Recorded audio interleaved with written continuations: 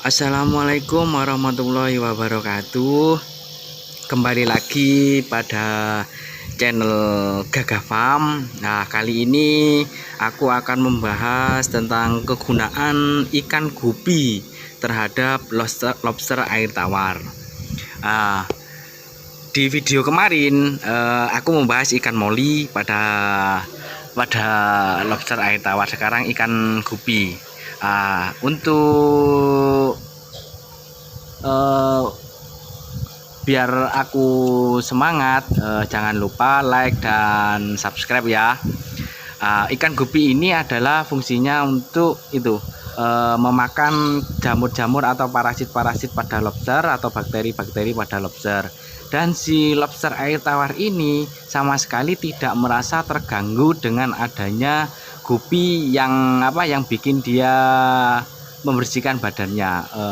Nah ini itu contohnya, ikan gupinya lagi makan-makan dan lobsternya tidak merasa terganggu atau tidak stres dengan adanya ikan gupi ini. Di samping itu, ikan gupi terkadang memakan sisa-sisa makanan dari si lobster air tawar. Jadi sisa-sisa pakan ini kalau dimakan gupi itu tidak akan menimbulkan amonia atau racun di dalam kolam. Jadi air di kolam kita atau di dasar kolam kita itu akan menjadi bersih dan tidak ada amonia. Nah, pentingnya kita pelihara ikan gupi atau ikan moli seperti itu. Jadi untuk pembudidaya diwajibkan untuk kasih ikan gupi atau ikan moli pada budidaya lobster air tawar. Jadi ini sangat membantu sekali kepada peternak atau pembudidaya lobster air tawar. Nah itu akan makan lagi ikan gupinya, terus begitu sampai dia bersih dan tidak akan menyebabkan lobster air tawar stres atau merasa terganggu dengan adanya ikan gupi. Nah ini ikan gupi ini nanti akan beranak pinak sendiri.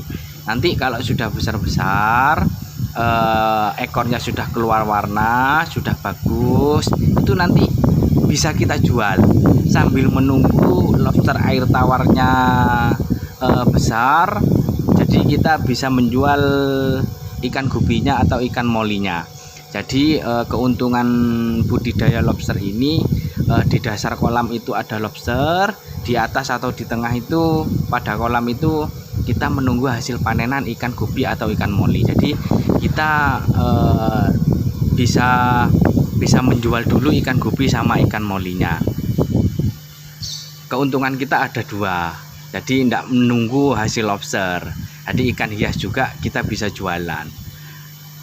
Nah, kalau tidak dikasih ikan gupi atau ikan moli, kita kalau menunggu panenan lobster lama nantinya. Kita tidak bisa ada pemasukan.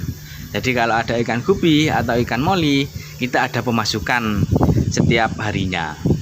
Bisa dijual kalau misalkan setiap hari, kalau saya bisa menjual 50 ekor ikan gupi, kadang-kadang 20 ekor ikan gupi setiap harinya. Jadi lumayan lah untuk nambah-nambah pemasukan kita. Nah itu ya, itu ikan gupinya.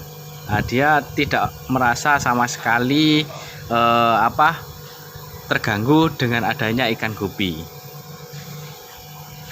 Ya itu. Nah di pipa-pipa paralon kita atau di shelter lobster air tawar itu juga nanti kalau ada parasit atau penyakit-penyakit lain akan termakan oleh ikan gupi ini. Nah, kalau tidak ada ikan gupi, nanti parasit-parasit akan semakin banyak, timbul penyakit nantinya, dan sisa-sisa makanan lobster juga akan banyak nanti timbul amonia. Nanti akan mengakibatkan si lobster sakit nanti dan suasana kolam tidak akan jernih lagi. Nah seperti itu lah ini. Nah ikan lobster air tawarnya itu tidak merasa terganggu sama sekali oleh ikan gupi. Dia malahan tambah seneng. Dan shelter-shelter kita atau tempat persembunyian lobster itu tidak akan cepat kotor. Jadi sedikit demi sedikit terkena ikan gupi akan biasa dimakan ikan gupinya atau dibersihkan sama ikan gupinya. Nah, sekian video dari saya, semoga bermanfaat dan jangan lupa jaga protokol kesehatan. Sekian saya akhiri. Assalamualaikum warahmatullahi wabarakatuh. Salam capit Probolinggo.